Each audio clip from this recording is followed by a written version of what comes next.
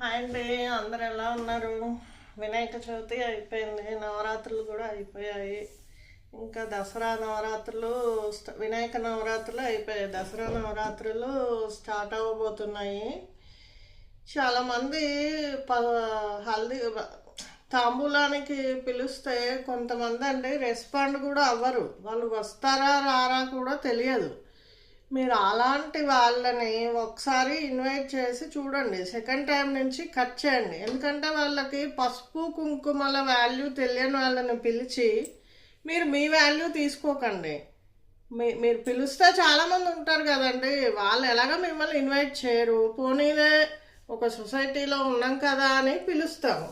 వాళ్ళకి పసుపు కుంకుమలకు వాల్యూ తెలియని వాళ్ళని పిలిచి మనం పసుపు కుంకాలు ఇస్తే వాటికి కూడా వాల్యూ ఉండదండి. అలాంటి వాళ్ళతోటి మీరు అవాయిడ్ చేసుకోండి అలాంటి వాళ్ళని. ఈ మధ్యకాలంలో చాలామంది అలా చెప్తున్నారు, వాళ్ళు ఇలా చేస్తున్నారు అలా చేస్తున్నారు అని.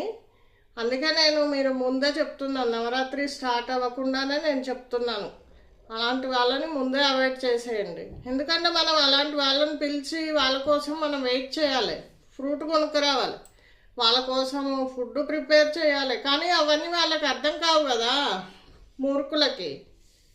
ఓకే అండి, బాయ్ ఫ్రెండ్స్.